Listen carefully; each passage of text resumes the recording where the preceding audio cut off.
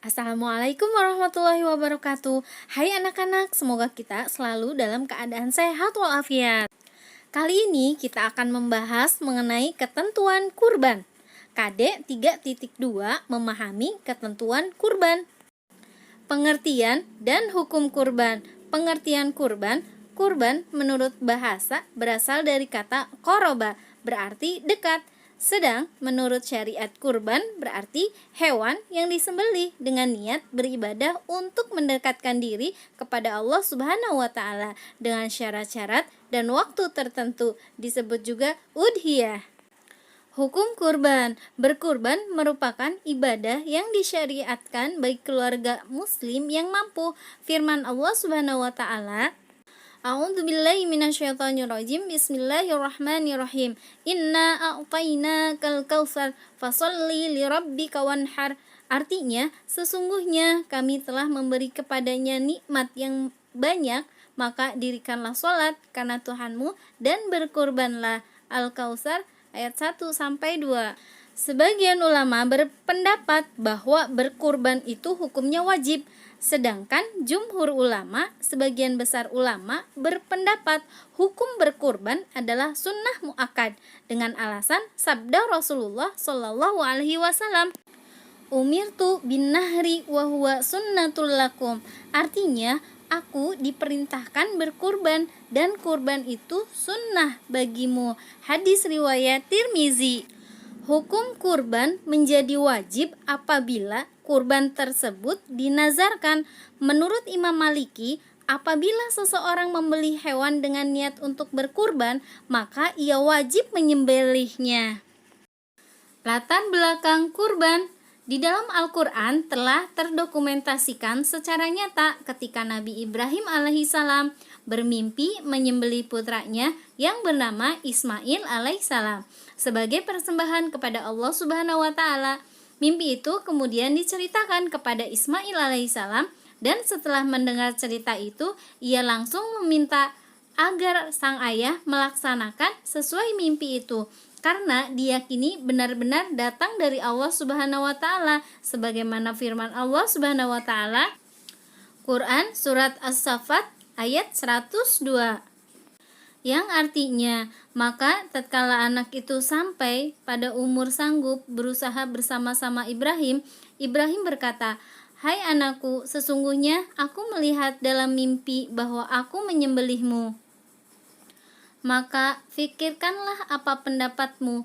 Ia menjawab, "Hai bapakku, kerjakanlah apa yang diperintahkan kepadamu. Insya Allah, kamu akan mendapatiku termasuk orang-orang yang sabar."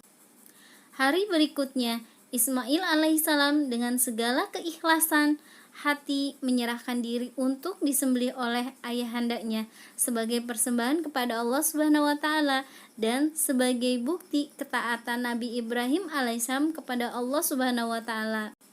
Mimpi itu dilaksanakan. Acara penyembelihan segera dilaksanakan ketika tanpa disadari yang di tangannya ada seekor domba. Waktu dan tempat menyembelih kurban. Waktu yang ditetapkan untuk menyembelih kurban yaitu sejak selesai sholat Idul Adha 10 Zulhijjah sampai terbenam matahari tanggal 13 Zulhijjah.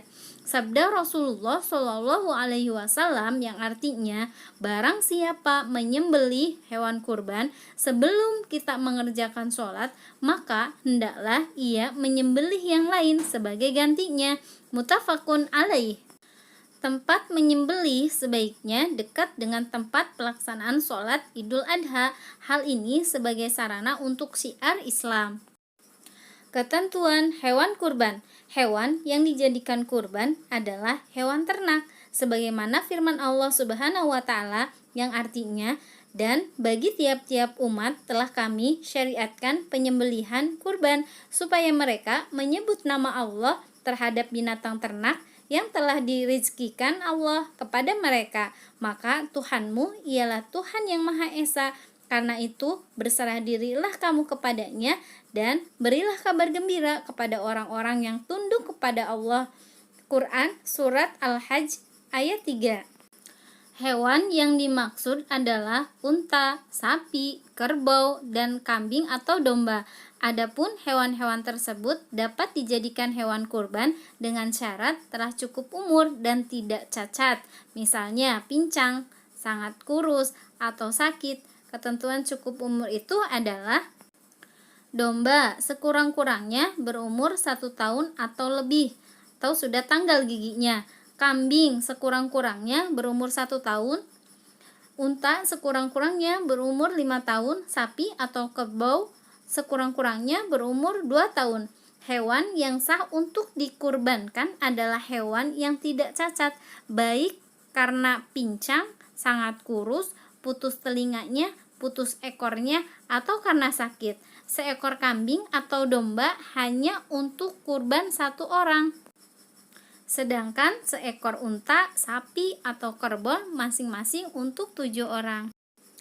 Sunnah-sunnah dalam menyembelih. Melaksanakan sunnah-sunnah yang berlaku pada penyembelihan biasanya seperti membaca basmalah, membaca sholawat, menghadapkan hewan ke arah kiblat, menggulingkan hewan ke arah rusuk kirinya, memotong pada pangkal leher, serta memotong urat kiri dan kanan leher. Membaca takbir, membaca doa sebagaimana dianjurkan oleh Rasulullah SAW. Allahumma taqabbal min Muhammadin wa min ummati Muhammad. Orang yang berkurban menyembelih sendiri hewannya. Jika ia mewakilkan kepada orang lain, ia disunatkan hadir ketika penyembelihan berlangsung. Hikmah berkurban.